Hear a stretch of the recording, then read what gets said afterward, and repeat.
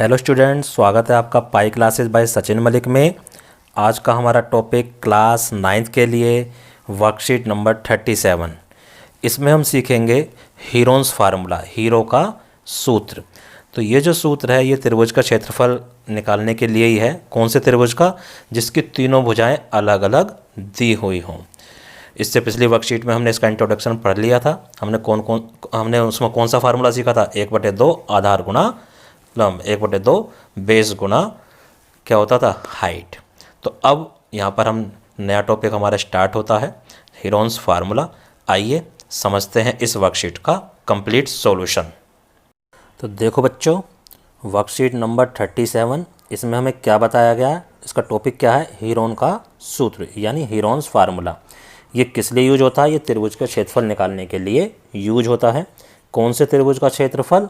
जिसकी तीनों भुजाएं हमें अलग अलग दे रखी हों, यानी तीनों भुजाओं की हमें लंबाइयाँ पता हों वहाँ पर। जैसे ये देखो, इधर ये त्रिभुज बना के दिखा रखा है। इसमें एक साइड की लंबाई a है, एक साइड की लंबाई b है और एक साइड की लंबाई c है। ये इनका मान कुछ भी हो सकता है न्यूमेरिकल वैल्यू में। तो सबसे पहले हम क्या फाइंड आउट करते हैं? त्रिभुज का अर्ध परिमाप। ये अर्ध परिमाप है। अर्ध परिमाप क्या होता है? परिमाप यानी पेरीमीटर, सेमी पेरीमीटर, पेरीमीटर का आधा। पेरीमीटर हमने पिछली वर्कशीट में सीख लिया था क्या होता है, तो उसको आधा कर दो तो सेमी पेरीमीटर होता है। फिर इसके बाद फार्मूला दिया हुआ है क्षेत्रफल निकालने का, त्रिभुज के क्षेत्रफल निकालने का। अंडर रूट में एस क्या है? ये एस है अर्ध परिमाप, सेमी पेरीमीटर। एस एक, फिर 3 ब्रैकेट हैं। एक ब्रैकेट में पहली साइड माइनस करेंगे एस में से, दूसरे में दूसरी साइड, तीसरे में तीसरी साइड। तो ये फार्मूला लर्न करने का हमारा ईजी मेथड है। अब ये देखिए, ये हमें दे रखा है इधर एग्जाम्पल नंबर 1।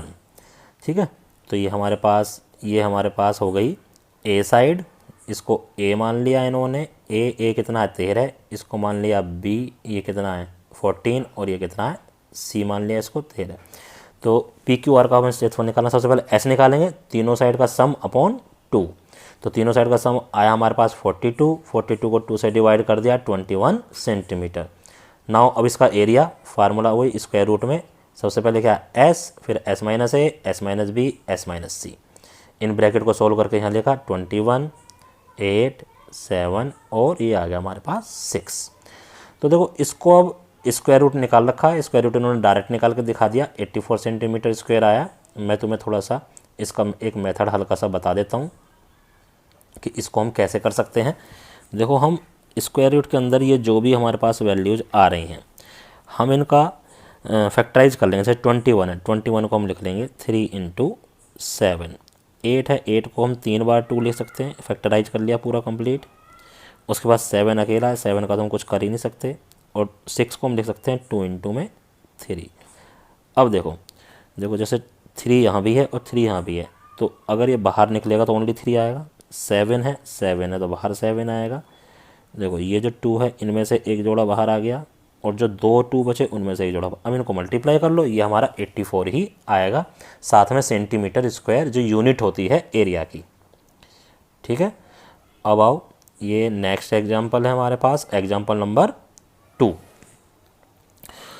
कहता तीनों भुजाओं का अनुपात, तीनों जो साइड्स हैं उनका रेशियो दे रखा है, साइड ना देकर हमें, और उसका पेरीमीटर दे रखा है।